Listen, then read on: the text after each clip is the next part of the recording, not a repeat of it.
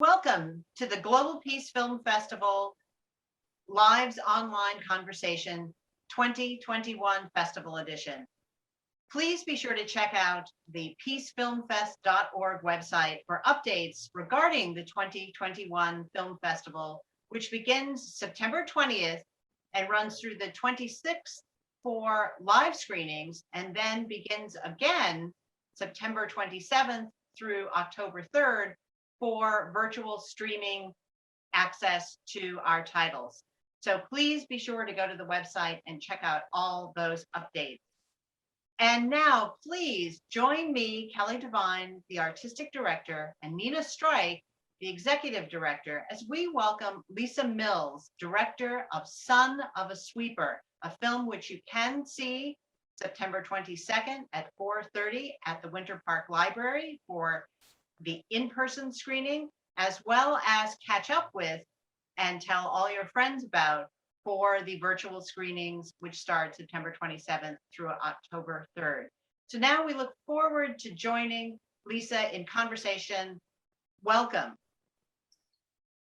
Hi, Lisa, and it's great to see you. Lisa is an alumna of the festival. She's had several films in the festival, and we're delighted to have her newest one.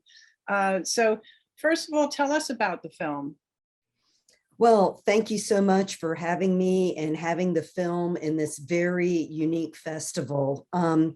This film would not have been possible without the documentary subject Vimal Kumar. So I'd like to begin by thanking Vimal for inviting me to India to make this documentary about his NGO. It's a really unique NGO because it's an NGO that goes out into the different sweeper communities of India, across India, many different communities, and sets up academic service centers for the children in those communities.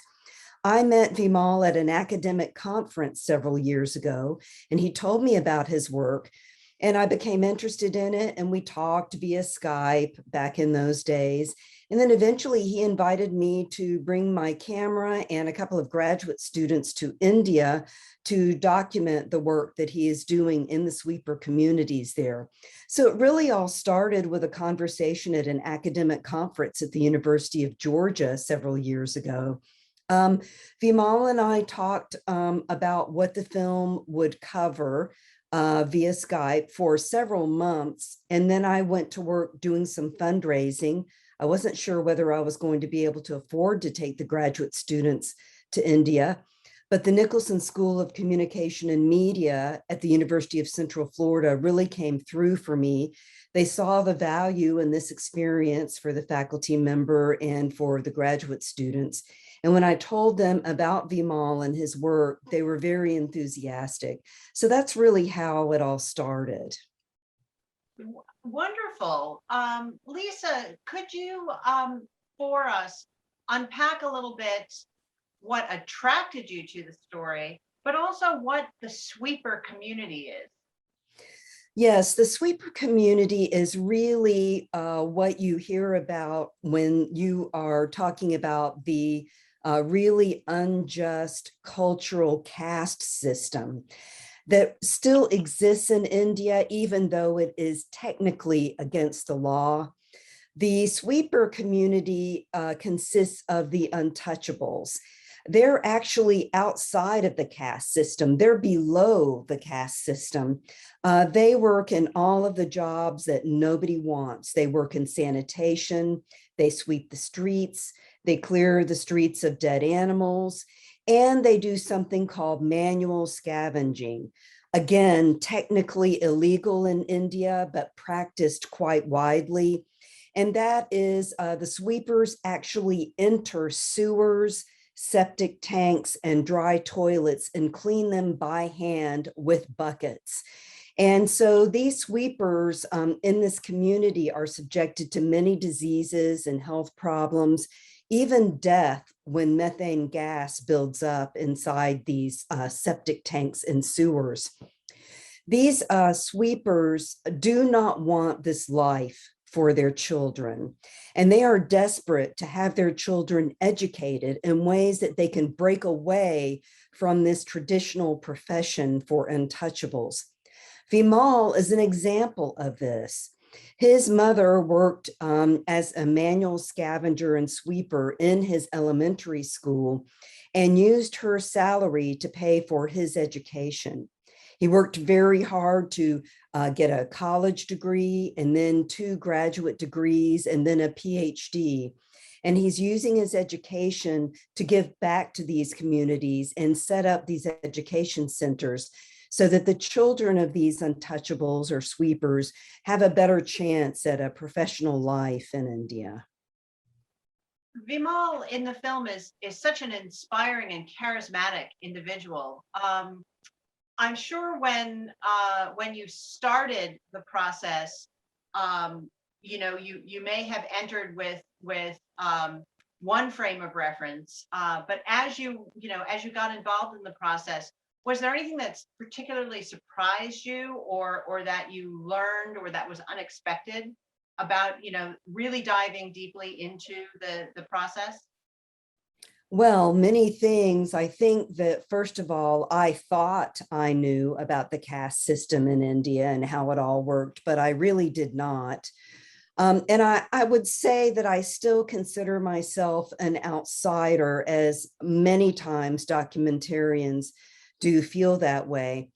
And I had some trepidation about that because, in our new woke world, there's a movement amongst documentarians to work with our documentary subjects to tell their own stories rather than to parachute in as an outsider and tell the story and then fly back to the United States.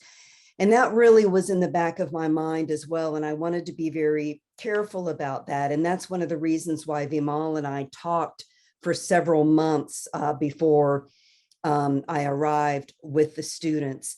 That was also one of the reasons why I brought mobile video equipment for Vimal and donated it to his community centers while I was there, was because I knew that Vimal was a very visual person and an extremely creative person. And he was really interested in the filmmaking process.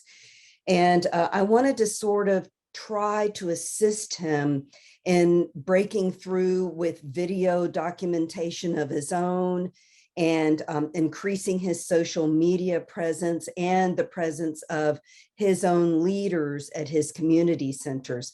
So I really was surprised when I arrived at the network of people that he had, the volunteers within these communities. They do not receive any government support. He really doesn't receive much charity support because his community is very suspicious of it. They want this movement to be from the inside. And as viewers will see when they watch the film, they believe that they understand their problems and they want to come up with their own solutions to their problems. And I found that very, very inspiring. I guess when it comes to surprises, I also was amazed at the hospitality of these sweepers. They have nothing. They are living in communities that are really hundreds of years old. I mean, they might have an apartment building or complex that they're living in now that was probably built in the 50s or 60s. But the land where this complex is traditionally where untouchables have lived for hundreds of years. And Vimal and his leaders were able to walk around in these complexes and show me where the walls used to exist. And these untouchables lived in these walled off communities. And over those hundreds of years, the communities outside would just come to those walls and dump their garbage over those walls. And then the sweeper communities would come, and pick up the garbage and move it. Those walls are gone now, and that doesn't necessarily happen. But at all of these communities, you knew you were getting close because you saw all of the garbage trucks parked. So now, instead of being surrounded by a wall that people would dump garbage over, all of these communities are surrounded by or encircled by dozens of garbage trucks, because that's where they're parked overnight when they're not there. Or sometimes it's just pickup trucks in the poorer communities, and the pickup trucks have bins in the back of them that they use to collect the garbage. It's really a very cruel system, even though the local governments say that they are paying for these services. It's extremely low wage and a cruel circumstance. And I want to congratulate you, Lisa, to kind of touch back on something you had said before in terms of your approach, that in watching the film, I always felt as though Vimal and everyone with whom you were interacting and filming were really being treated with the utmost respect. And it did come through. You did do a good job of communicating that trust that you had built up with them. So I just wanted to, compliment you for that, but also by way of encouraging everyone who's listening to this to really seek out your film. And I'd like to move also to something that you mentioned, Vimal's NGO, because at the heart of the Global Peace Film Festival's mission is highlighting or presenting models of positive change, of change that can lead to a more just and peaceful and dignified, in this case, world. And what do you think what do you hope that people take away from watching your film in terms of how they can make a change in their own life, or how they can learn from the efforts of Vimal and the sweeper community? Well, I think that's a wonderful question to explore. And I think that several of my films have sort of centered around this central character that really, a lot of people would say they're a nobody, right? Or they're just a teacher, or just a sweeper, or just a retired guy. But in all of these cases, they had a lot of courage to speak out about an injustice that they felt could be clarified, rectified, improved in some way. And it all began in their own small circle of colleagues, friends, then spread out to their immediate community, and then out into the bigger community. And I really think that that is where real change begins. It's not, while I certainly admire, appreciate, and encourage protest marches that go on, I think that the real work is just these days, one person sitting at their computer, writing letters, sending emails, posting social media, and then having the courage to go out and meet face to face with people and inspire them the way that Vimal has done. And tell them, we can make a difference, you and I, and we don't need much money. I think in the United States, we're so hung up on the fundraising aspect of making change. And I get that for sure. But Vimal really doesn't do a whole lot of fundraising. We're going to put his website up at the end of this interview, but it's not something that he reminds me of very often. It's not something that he even asked me to put at the end of the film, though I did so. The sweeper community somehow scrabbled together their own money to support these education centers, to buy books, they buy computers. All of the teachers are volunteers. Some of these volunteers are better educated than others, but that doesn't really matter to Vimal, because what's important to him is that the grown-ups get with the kids and talk to them about how important it is to do well in school, to set good goals, and to look for opportunities that you can take advantage of. You don't have to have a graduate education to talk to kids about that. So I guess that that is what I would say, about this particular movement in Vimal. He is a very dynamic individual. And people at the end of the film will see how he so impressed an organization in Washington that brought him over to the States to help him with his movement. And so I really appreciated that and wanted to include that in my film, even though originally we had no idea that was going to happen. And I was really thrilled because I thought it made a super ending for the film.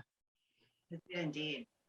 So, so talk a little bit more about how our audiences can actually learn more about Vimal's work and support Vimal's work, and then also tell us what's next for you. Well, they can support his work by going to his website, Scavenger Movement, scavenger-movement.org. Making donations to NGOs in India is a challenge.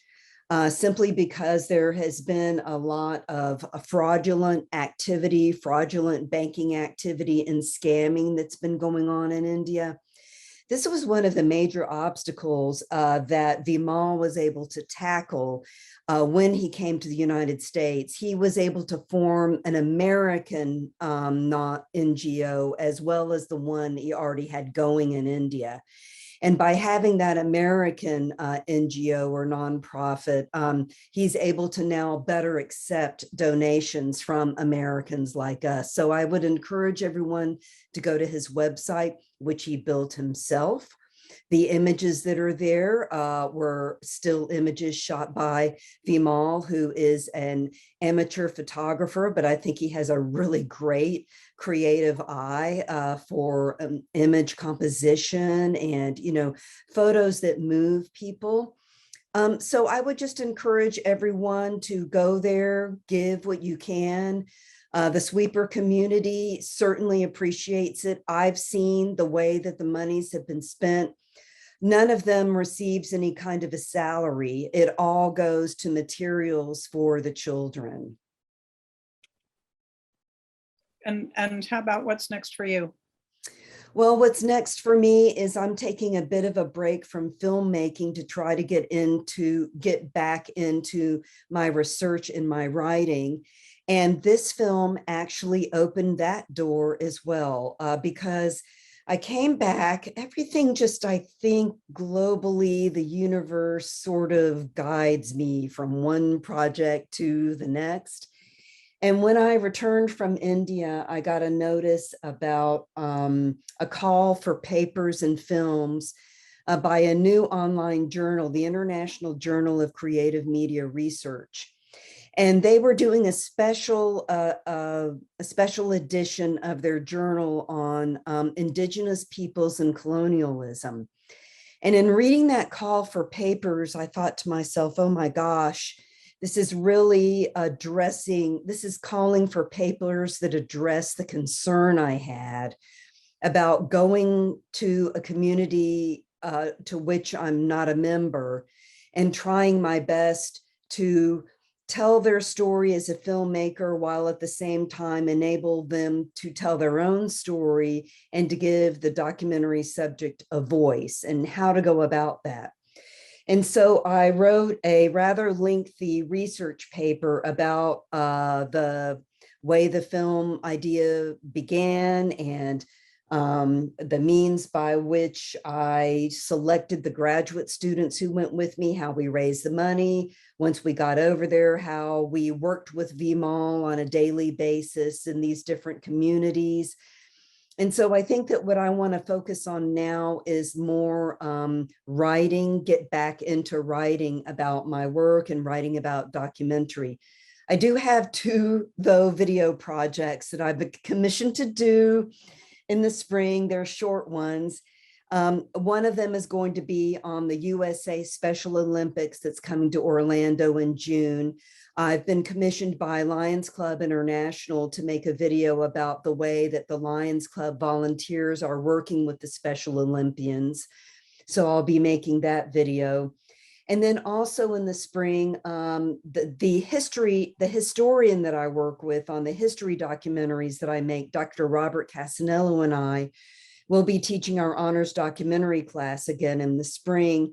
And we'll be working with the Wells-Built Museum of African American History in Orlando. When you walk into the museum, you sit down and you watch an introductory video for the museum on VHS, because it was made in the late 80s, early 90s. And so we're going to make them a fresh video for their visitors to see. So these are really small commission projects that I'm going to be working on in 2022. Well, thank you, Lisa. I'm sure, although you say they are small projects, I can see where they will have very deep impacts for those particular communities that encounter those. So thank you for that. Sure. And thank you, you know, for taking the time to so eloquently discuss the subject as well as your film. And again, I really encourage everyone to check it out, and to do so by going first, if you are interested in supporting Vimal Kumar, is to go to the Movement for Scavenger Community at scavenger-movement.org and looking into opportunities to help through that website. But also please remember to check out peacefilmfest.org for all of your festival and year-round programming updates from the Global Peace Film Festival. Please follow us on social media. We have updates all the time. As Nina had mentioned, Lisa Mills is an alumna, and we have throughout the years promoted updates about her projects, because we know once you've seen her work, you want to follow it and make sure that you support her. Also, please consider joining our mailing list, as well as subscribing to our YouTube channel. And again, we'll see you in person beginning September 20th through the 26th. In the greater Orlando area, and virtually we will start September 27th and ending on October 3rd. Thank you so much. We'll see you for the next conversation.